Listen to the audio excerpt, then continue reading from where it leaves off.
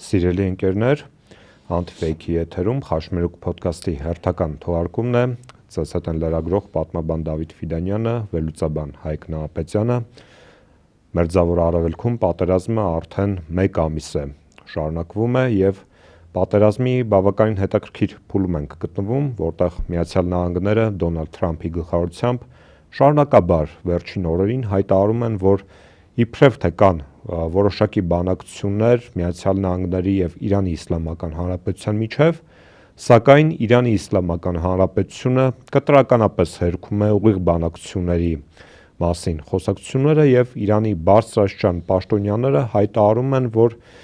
իրենք չեն դադարեցնելու պայքարը եւ շարունակաբար կռվելու են իրենց երկրի ինքնիշխանության պահպանման համար։ Պարոն Նահապետյան, ըստ ձեզ ներկայումս մենք հիմա ինչպիսի փուլում ենք գտնվում այս կոնֆլիկտի շրջանակներում։ Մենք ասելով նկատի ունենք ողջ տարածաշրջանը։ Քանի որ process-ը ինքը համաշխարհային նշանակություն ունի, եկեք այսպես գնահատենք։ Տրամփը կարծում եմ այսօր որի-որ անգամ հաղթել է Իրանին, երեք էլ իր կառավարության նիստներ եւ կառավարության անդամներին կարծես թե ստիպեց բոլորը համակարծիք լինեն Տրամփին գնահատականին, որ Իրանը պարտվել է, կապիտուլացվել է հերթական անգամ, ուղղակի Իրանը չգիտի դա մասին, պետք է իրազեկել։ Բայց ժպիտա չէ առաջացնում։ Այս ժպիտի մասին խոսենք մենք դեռ, որ նույն բուծարանից ծանոթ սցենարը, նույն բուծարանից ինչքան մարդիկ են դուրս գալիս, այդ թվում էստեղի, հա 44 օր հաղթում էինք Տրամփիկը, հա, այսին շատ հետաքրքիր է, ես վերջերս այդպես մի փոքր խորեցի զուգահեռներ, հա, տանելով մարդկային նկարագրի պահով, ուրեմն սեռաշեղվածությունը մեկ, նույնականացում, ես ասեմ դուք ձեր մտքում նույնականացրեք, հա, Տրամփին եւ Տրամփիկին, ուրեմն փառասիրությունը միջև աստղեր հասնող 2 եւ ստախոսությունը 3 Ինչքան նման է, չէ՞։ Տրամփը եւ Տրամփիկը։ Հա, հիմա գանք տեսնենք ինչ է կատարում իրականում։ Իրականում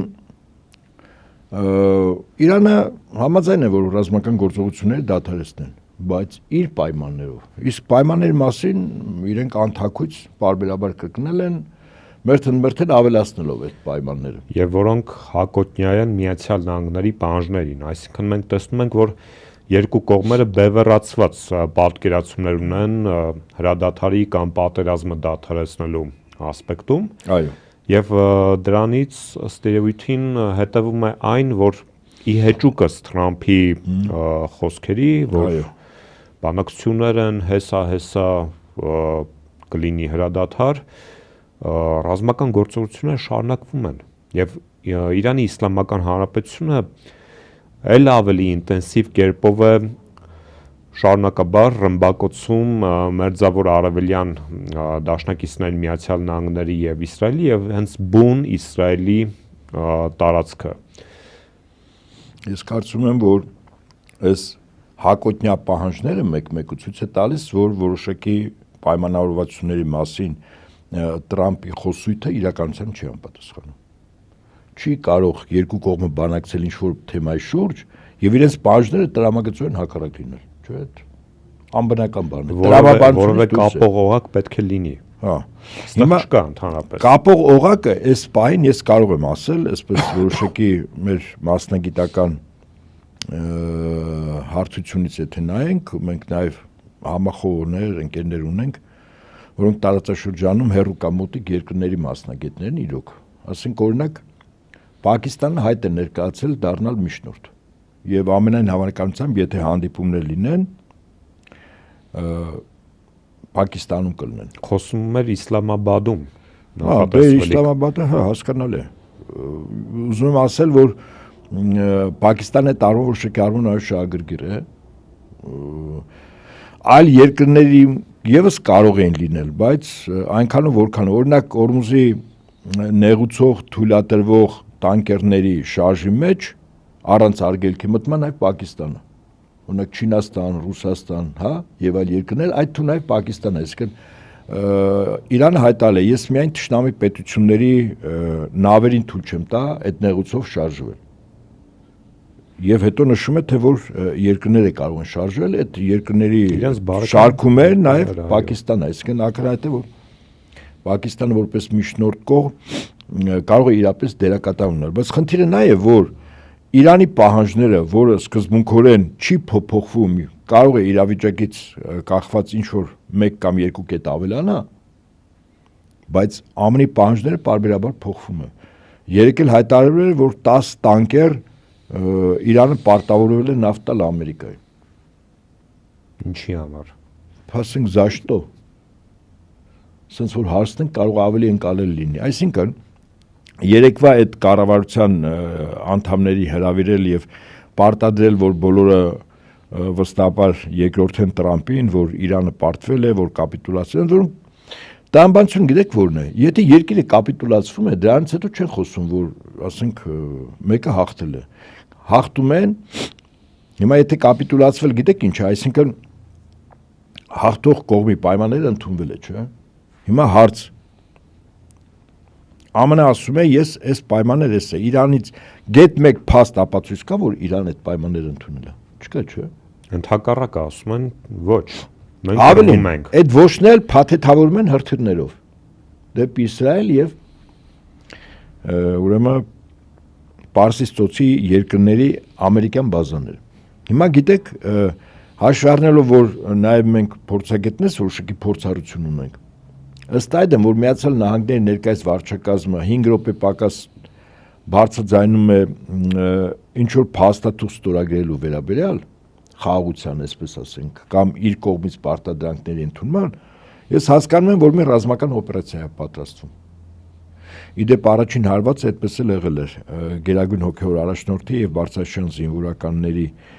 հանդիպումից առաջ 5 րոպե պակաս ասում են, որ ձեռք է բերվում համաձայնություն եւ խնդիրն այն էր, որ այդ համաձայնագիրը կամ համաձայնությունը քննարկվել էր Գերագույն հոգևոր առաջնորդի աշխատավայրում, որտեղ հրավիրված էին երկրի, այսպես ասենք, ռազմական էլիտան ղեկավարները եւ հրթիռային հարված։ Ես կարող եմ ենթադրել, որ այս նման կարգի, որ հեսա ինչ որ բան ստորագրվելու է, սա նախորդում է Իրանի կողմից մշակվող գազի, հեղուկ գազի ստացման այն վայրի վրա հարձակումը մի կղզի է, Պարսից ծոցում, որտեղ Միացյալ Նահանգները ասում են, ինչպես Խարկ կղզու այո, Խարկ մասն է, որ ասում է, որ պիտի հարձակում լինի։ Ես ենթադրում եմ, այս ինֆորմացիոն քողածածկույթ է, որ 5 րոպե պակաս, բայց դե Իրանի ղեկավարությունը երեկվա երեխաները չեն, էլի, ասենք մի անգամ այդ խայծը տվեցին, ոնց որ ասած Իրանը ընդունեց եւ հարված ստացավ, երկրորդ անգամ չէ, բայց գիտեք, ես շատ ԱՄՆ-ի շահերի տեսանկյունից եթե ասեմ, շատ կործանարար կլինի, եթե այդ կղզու վրա հարձակում լինի։ Միգուցե ուրիշ տարբերակ չունի։ Եթե հիմա ուրիշ տարբերակ, ես ասեմ հիմա ըստիս ինչ կլինի։ Հարձակվում են, ես չեմ բացառում, որ Իրանը կազմակերպված նահանջ է անում, որպեսզի առավելագույն զինվոր կա շատ այդ կղզու վրա, հետո հրթիռակոծում են այնպես, որտեղ այնպես չի, որ իրենք եկան այդ հոբ համակարգերը տեղում տեղադրեցին, որ վերևից հրթիռները որ գա, իրենց վրա ոչինչ չընկնի։ Բարձ եմ ասում։ Այդ չեմ ասում, որ կարող է տոննաներով ականապատեն եւ պայթյուններ լինի։ Այսինքն ես կարծում եմ, որ Իրանը ծուղակ է պատրաստել այդ կղզու հետ կապված եւ խնդիր է դրել, որ առավելագույն շատ զոհեր լինեն։ Օրինակ իրանական աղբյուրները ասում են, որ մոտ 800 ամերիկացի զինծառայող է զոհվել, այնինչ Տրամպը 5-6 հոգու մասին չէ խոսում, 5000-ից ավել վիրավոր կա։ Սա իրանական աղբյուրները։ Բայց պատկերացրեք, ամերիկյան կողմը ասելու է, չէ, ենթադրենք 5000 զինծառայող կարողացան ազատագրել այդ կղզին, մտան ու վերցրեցին, չէ, եւ հիմա հսկողություն են սահմանում եւ այլն։ Մեկ էլ պարզվում է, որ այդ 5000 երեկային այսօր չկան։ Հրթիռակոծության հետևանքով կամ այլ զենքերի օգտագործման հետևանքով զոհվում են։ Տրամպ այդ 5000-ն հո չի ասի, չէ, 5000 չէ, ժողովուրդ, դուք սխալ եք հասկացել, 5 հոգի են գնացել։ Իսկ եթե զոհվել են 5 հոգի են զոհվել, չէ 5000։ Ես կարծում եմ Իրանը խայծ է պատրաստել ԱՄՆ-ի համար, ինչու՞։ Որովհետև տեսականորեն պատկերացրեք այդ 5000-ից 2000 զոհ ալնում։ Դու գիտեք վաղը Միացյալ Նահանգներում ինչա կատարվելու։ Վիետնամ երկու օպերացիան է։